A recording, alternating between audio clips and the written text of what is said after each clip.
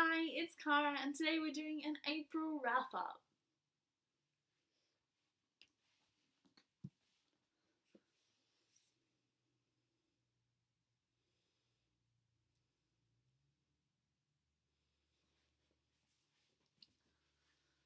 I call this an April wrap up, but really, this is since January. This is everything I've read so far this year. Just the far majority of it I read in April. Just very, very sad. But oh well. My room is a mess as it was last time. I'm sorry, I'm not going to that much effort for you. I love you, but I'm not going to clean my room for you. I don't clean my room for anyone. And it's only untidy. It's not grotty. It's okay. So let's get started. These are the handful of things I have read so far this year, and it's a pitiful handful, but enough to actually film a video with. So let's get started. First off, in January, I read Tales from the Shadowhunter Academy by Cassandra Clare, Sarah Rees Brennan, Maureen Johnson, and Robin Wasserman. This is obviously the compilation of all the Tales from the Shadowhunter Academy novellas which have been released. I read all of the novellas separately online as they were released last year, but I also did read them again once they were published in this compilation format because I can't resist. Like, it's a good excuse to reread. Made me cry just as much as it did the first time. If you've read up to City of Heavenly Fire, probably also, if you've read everything released by Cassandra Clare but you were not going to pick up this, pick up this. It's good. It will tear your heart out, and it's great. That's all I have to say. Plus, I love Simon, so anything with Simon in it, I'm there. In either February or March, I can't remember which, to be honest, I think it was February, I read Interesting Times by Terry Pratchett in this lovely Discworld, the Discworld Library editions, I believe. This is part of the Unseen University collection because it's a Rincewind and the Wizards novel, part of the Discworld series, obviously. I freaking love these covers. They're all this like single. There's no dust jacket, like directly on the wood. I guess it's not wood. It's vinyl. I don't know. The cover directly, and they're very simplistic. But the whole series is coming out in this, I believe, or a good portion of it. I think the whole adult part of the series is at least. And with any luck, maybe also the children's novels. This is the 17th Discworld novel in the series, though the series is very, very loose, I guess you'd say. This follows Rincewind, and he's going on a trip to the counterweight continent, where Twoflower the Jurist is from. And this was great fun. Terry Pratchett novels are always great fun. And I zoomed through it and then didn't read anything again for ages, which is a reflection of my current life. Hopefully, I've read a little bit in the last couple of weeks, a little bit more in the last couple of weeks, so hopefully this will continue, but let's see. I definitely recommend this. Definitely recommend the Discworld novels as a whole. Death's my favourite character, but he doesn't have many of his own novels. Read some synopses and start where it picks your fancy, because hardly any of them run into each other.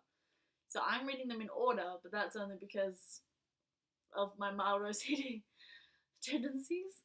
So you can definitely pick these up in basically any order. Have fun.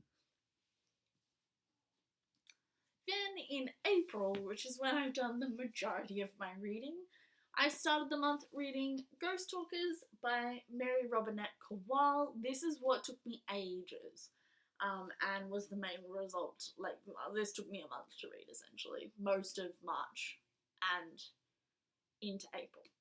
Not because it wasn't good, just because I wasn't picking it up. I was busy, I had stuff on, I just didn't pick this book up.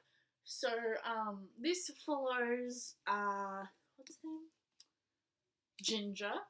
And Ginger is a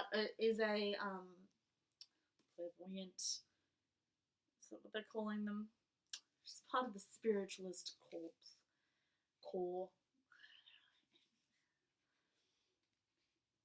And in World War One, these people are mediums providing information about the dead soldiers to aid the war effort, and essentially stuff goes down, as does happen in most books. You would be surprised to know. I enjoyed this. Lots of twists and turns, and at times I thought it was predictable. Like, I fell into a bit of stump of, oh, of course this is what's happening next. But in the end, it did surprise me. So ultimately, I liked it more by the end than I thought I would, but I think a lot of that was to do with how little time I was paying attention to it, like how very rarely I was reading. So, this is good. I wouldn't call it the best thing ever, but it was a great fun read, and the cover is gorgeous. Like, I'm just glad to have it on my shelf.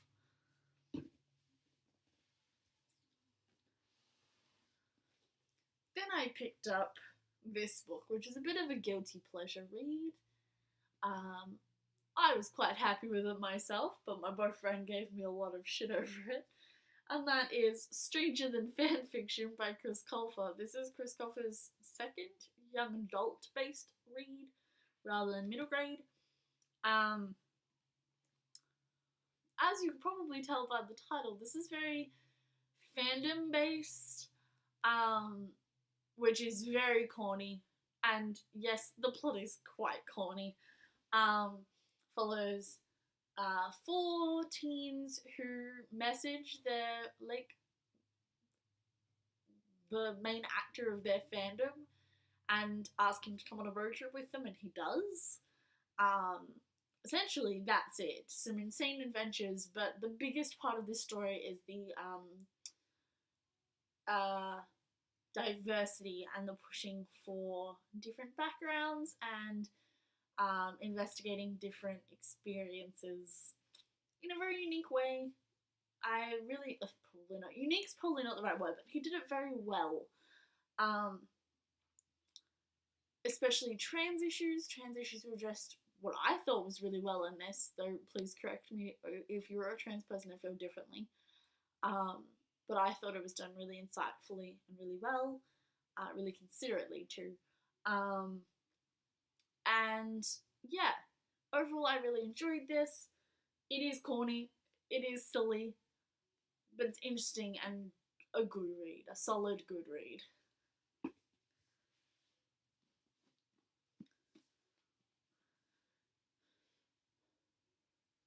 Then I read a couple of short novellas because I was feeling like I wasn't reading anything, so I just wanted to get some things on my list that felt like I'd done something this month. So I read first, and also the next full-length novel I read had some novellas to go with it, so this was an easy way to slide into everything. So first off, I read On the Merits of Unnaturalness by Samantha Shannon, which goes as part of the Bone Season series. And this one is literally a print of the pamphlet, which is mentioned often in the series, and it was really interesting. Terribly oppressive. But that was kind of the point. That is the point of the pamphlet in the series, causing a lot of divisions, and it was really interesting to read. It really brought a lot to the world that I hadn't thought about previously. Then I read The Pale Dreamer, also by Samantha Shannon, which is a prequel to The Bone Season, and looks at Paige's first introduction to the world. Essentially, The Bone Season follows this girl, Paige Marnie, I think.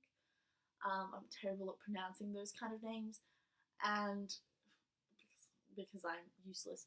and she's a clairvoyant, um, but she is a very high order of clairvoyance. She's a dream walker, meaning she can enter people's minds essentially and control them, which is very rare. She's the only one recorded.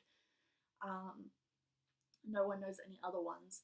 And it's this complex world where a split occurred of suddenly there was clairvoyance in this community in like the 1800s or something. And this is set in the near future of this world that's really developed around this clairvoyant society, and there's wars and all kinds of interesting stuff. It's a very well developed world. I'd recommend it primarily for that. It's an amazing world, and Paige is a really interesting character, and yeah, her experiences are really, really interesting. I'd definitely check it out. And so The Pale Dreamer is a prequel to this, following her first introduction to her position that she ultimately is in at the start of the first book. She's a bit of a criminal. She's part of a criminal gang, but the underworld is particularly big in this community of clairvoyance. So this was a little bit of an introduction to that, and it was very good. So then I read, of course, the song Rising by Samantha Shannon, which is the third recently released book in the Bone Season trilogy. It's not a trilogy, it's a series. It's going to be like a 12-book series. What am I talking about? I obviously won't tell you any more plot than I already have for this series, because this is book 3. But I very much enjoyed it. I would definitely recommend it. I found this one a little faster than previous ones, but the ending slightly disappointed me. I wanted to be left on more of a cliffhanger. I didn't feel the same urge to read the next one that I had from the last book. So that's something I'm interested in reading the next one, but that's something I would point out of this. There's much less urgency in my mind at the end of this one to read the next one, which obviously would be like 2 years in the coming. And then finally, I read a couple more novellas based in the Wrath and the Dawn duology by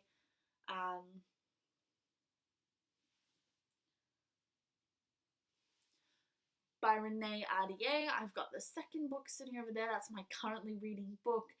But there were 2 novellas which I had not read, though I may have read one. It may have been at the start of my copy of the first book. At the end of the copy of my first book, I'm not sure. So, actually there were 3 of these, sorry. First I read The Crown and the Arrow.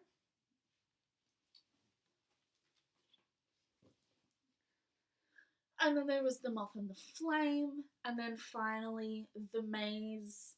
Nope. And then finally The Mirror and the Maze. I can't remember which is which. They kind of bled together. These were all very short. But they were interesting, and they added to the world, and much less so than the other novellas I read this month. But they were good. And they were a nice little thing to be able to tick off and say I'd read. Most of the time I don't care when I'm not reading, like I just want to read for the sake of reading and not for like meaning goals or anything. But that meant I wasn't reading at all, which is not a good thing. I enjoy reading, so to kind of prompt myself to get back into reading a bit more regularly, I wanted to up my goal a little bit, up my Goodreads reading a little bit, and actually feel like I was reading something. And so hopefully this will continue. I will continue reading something, and I will hopefully see you next month with another wrap up. Otherwise, I'll see you soon with the book haul, which is definitely on its way. We've got a lot of things to haul. Some of them you may have seen in this video, which I have not hauled yet. But I also have a box coming in the mail of like $200 worth of books. So I'll see you soon with the book haul. Thanks. Bye.